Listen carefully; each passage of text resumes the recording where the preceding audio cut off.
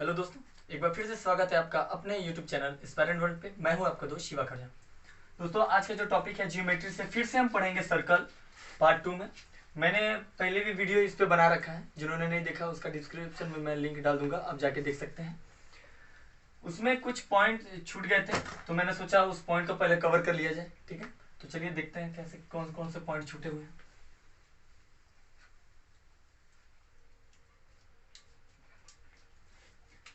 देखिए, ये एक वृत्त है, ये तो आप जानते हैं। और ये क्या है? वृत्त की त्रिज्या।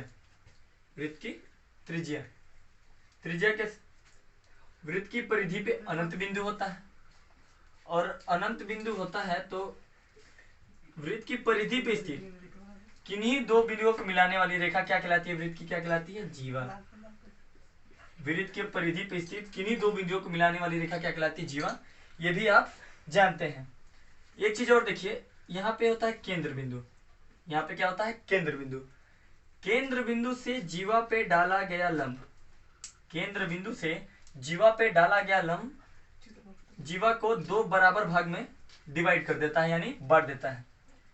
फिर से देखिए, केंद्र बिंदु से जीवा पे डाला गया लंब जीवा को दो बराबर भाग में बांट देता है।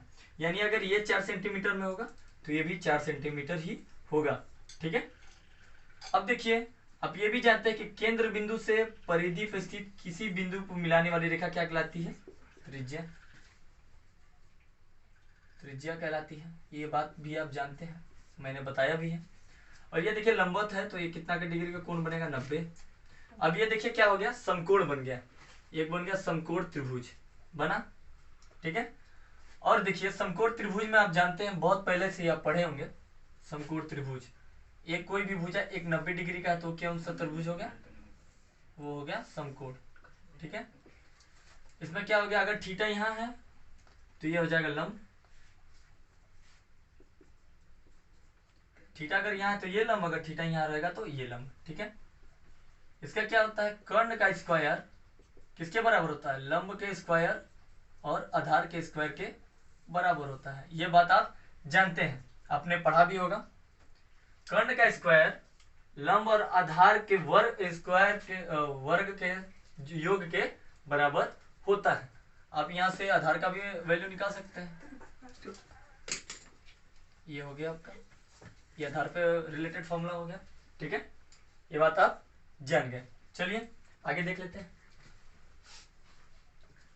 आगे वीडियो में देख लेते हैं कि आगे बात हम कह क्या रहे हैं, किस टॉपिक पे बात हो रहा है।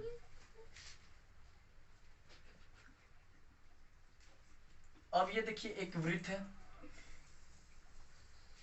ये एक वृत्त है, और वृत्त हो गया थोड़ा सा टेढ़ा हो जाता है।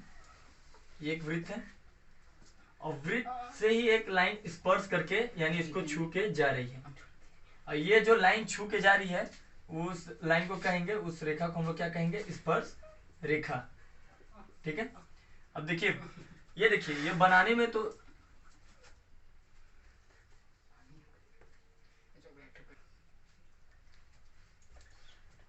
क्या करिए, वृत्त को ये जो रेखा स्पर्श करके जा रही है वो कौन सी रेखा हो गई? स्पर्श रेखा।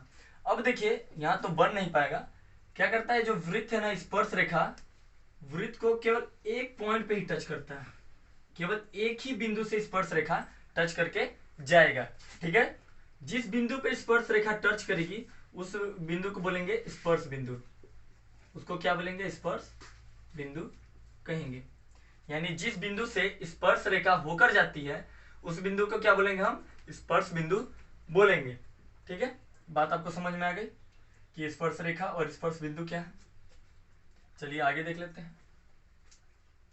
अब देखिए, स्पर्श रेखा के बारे में तो समझ ही गए। हाँ, एक चीज और, आप लोग के मन में काफी ये लगता होगा, काफी क्वेश्चन भी उठ रहे होंगे कि ये रेखा गई, ये कौन सी रेखा हुई? ये जो रेखा क्रॉस करके गई यानी इसको छेद करके गई सर्कल को, तो ये कौन सी रेखा हो गई? इसको बोलेंगे छेदक रेखा। छेदक रेखा जो वृत्त को क्या कर रही है? छेदते हुए जा रही है। यहां से देखिए, यहां से छेद करके यहां से निकल गई, तो ये क्या हो गई, छेदक रेखा। स्पर्श रेखा और छेदक रेखा में यही डिफरेंस है, ठीक है। छोटा बात है पर इंपॉर्टेंट बात है। क्या है, क्या हमें बेसिक ही नहीं पता रहता, इसलिए हम क्वेश्चन बनाने में हमसे गड़बड़ी हो जाती है। इसलिए पहले बेसिक क्लियर करें, उसके बाद ही आप क्वेश्चन पे जाएं। अब देखिए अगला ये है एक वृत्त। मान लीजिए यहाँ एक स्पर्श रेखा यहां से होके गई और एक स्पर्श रेखा यहां से होके गई।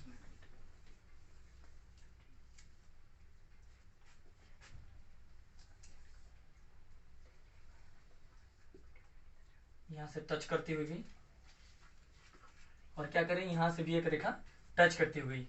इस पॉइंट को मान लेते हैं बी, इसे ए और इसे सी, ठीक है।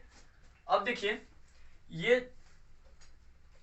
देखिए वृत्त के बाहर स्थित किसी भी बिंदु से आने वाली तिर्यक रेखा हमेशा बराबर होती है। मैं क्या रहा हूं, देखिए वृत्त के बाहर स्थित, देखिए ये जो बिंदु है वृत्त के बाहर स्थित है, उससे दो तिर्यक रेखा आ रही है। तिर्यक रेखा कौन कौन सी आ रही है, ए बी और बी सी। तो ये क्या होंगी, बराबर होंगी, ये जो रेखाएं बराबर होंगी। यानी वृत्त के बाहर स्थित किसी भी बिंदु से आने वाली जो क्या बोलते हैं स्पर्श रेखा है वो बराबर होंगी, ठीक है। ये बात क्लियर हो गया आपको। चलिए आगे देखते हैं।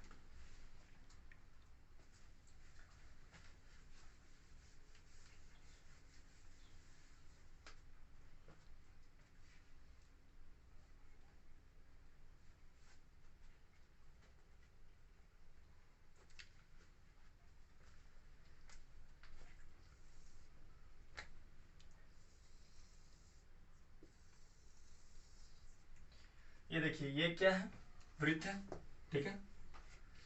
यहां से क्या गई एक, देखिए तिर्यक रेखा कैसे भी जा सकती है, ऐसे भी जा सकती है, ऐसे भी जा सकती है, ऐसे भी जा सकती है, या ऐसे भी आ सकती है, मतलब किधर से भी आ सकती है। बस क्या है कि उसको वृत्त की परिधि पे स्पर्श करना होगा।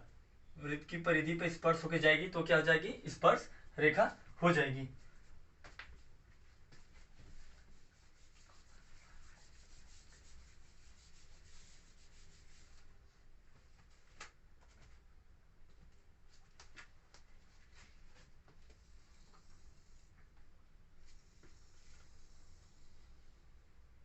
एक वृत्त है,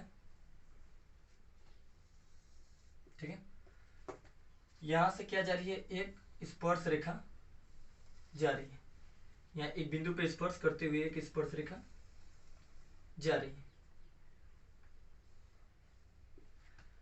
ये है केंद्र बिंदु। केंद्र बिंदु से स्पर्श पे जो स्पर्श रेखा पर खींचा गया अविलंब, लंब बोले अविलंब नहीं, केंद्र बिंदु से स्पर्श रेखा यानी स्पर्श बिंदु को केंद्र बिंदु से स्पर्श बिंदु को मिलाने वाली रेखा क्या कितने डिग्री की होती है, हमेशा 90 डिग्री की होती है, या 90 डिग्री का कोण बनाती है। केंद्र बिंदु से स्पर्श बिंदु को मिलाने वाली रेखा हमेशा 90 डिग्री का कोण बनाती है। अगर इधर भी एक स्पर्श रेखा लगा लें तो इधर से भी अगर एक रेखा जाएगी तो ये कितने डिग्री का कोण बनाएगी, 90 डिग्री का कोण बनाएगी, ठीक है। ये बात आपको समझ में आ गई होगी। देखिए जनरली क्या होता है, लंबवत अगर खड़ा है ना तो कितने का बना देता है, 90 का बना ही देता है। लंबवत अगर रेखा खड़ा है तो 90 का कोण बना ही देता है, बस वही है, ज्यादा कुछ है नहीं। अब देखिए इसी पर आपको एक बात, छोटा सा है लेकिन बहुत इंपॉर्टेंट है, वो समझा देता हूं। ये एक वृत्त है,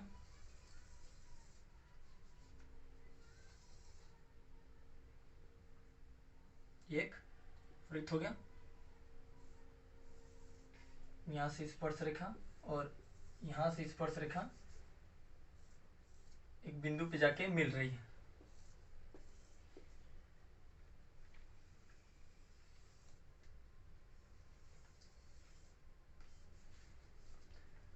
इस बिंदु को मान लेते हैं बी, इसे ए, और यहां पे जो है उसे मान लेते हैं हम सी। स्पर्श बिंदु को क्या मान लेंगे हम, सी मान लेंगे। एक स्पर्श बिंदु यहाँ है, एक स्पर्श बिंदु यहाँ, इसे क्या मान लिए हम, सी मान लिए। अब देखिए स्पर्श बिंदु पे हमेशा कितने का बनाती है, 90 डिग्री का बनाती है। यहाँ स्पर्श है तो यहाँ भी स्पर्श है तो यहाँ से भी ले लें, मिला देते हैं मान केंद्र बिंदु यहाँ।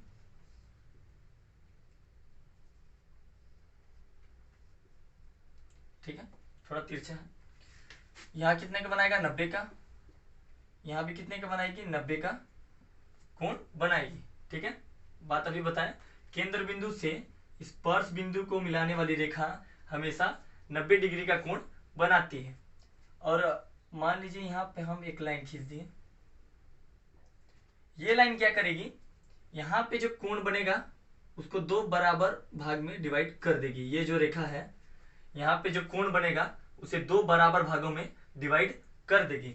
यहाँ पे भी वही सिस्टम है, यहाँ पे भी जो कोण बनेगा उसे दो बराबर भागों में ये रेखा क्या कर देगी, बांट देगी। ठीक है, कैसे बांट देगी वो देख लेते हैं। अब एक चीज और देखिए, ये 4 बिंदु है, मैंने बताया था आपको कि 4 बिंदु पर मिले तो क्या बन जाता है, वो चतुर्भुज। चतुर्भुज में क्या होता है, आमने सामने की भुजाओं का योग 180 होता है। अगर हम इधर इसको हम पूरा मान ले, जो पूरा कोण है उसको मान ले 120। ठीक है, तो इसको दो, ये जो लाइन क्या करेगी, इसको दो पार्ट में डिवाइड कर देगी, तो ये 60 का हो जाएगा और ये भी क्या हो जाएगा, 60 का हो जाएगा। 120 डिग्री का टोटल है, ये जब लाइन आया तो ये 60 हो जाएगा, ये भी आपका 60 हो जाएगा।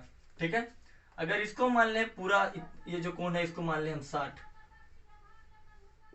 पूरा कोण को मान ले हम 60, तो ये कितने का हो जाएगा, 30 का, और ये कितने का हो जाएगा, 30 का, क्योंकि ये जो लाइन है उसको दो बराबर पार्ट में डिवाइड कर दे रही है। अब एक चीज देखिए, चतुर्भुज में कहता है चारों भुजाओं का योग, चारों कोणों का योग 180 होता है। ठीक है, तो देखिए 4 भुजा कैसे हो गए, 90 90 180, ठीक, 60 और 120 180, टोटल का जोड़ देंगे तो क्या हो जाएगा, 360 हो जाएगा। यानी ये बात भी आपका सेटिस्फाइड हो जाता है। एक चीज और देखिए, ये जो लाइन करके बना है, अगर हम यहां से देखें, केवल ऊपर देखें या नीचे ही देख सकते हैं, ऊपर देखें तो ये क्या बन रहा है, एक समकोण त्रिभुज बन रहा है। कुछ इस प्रकार से इसका स्ट्रक्चर है। ठीक है, अब देखें तो ये क्या हो गया, 90 का हो गया, इसको डायरेक्ट भी रख सकते हैं 90। ये कितने का हो गया, 60, और ये कितने का हो जाएगा, 30। इसको यहाँ रखें, चलिए आपको समझाने के लिए, 90 यहाँ और 30 का यहाँ। ठीक है, तो त्रिभुज में तीनों कोणों का योग कितना होता है, 180 होता है। 60 और 30 90, और 90 90 180 हो गया।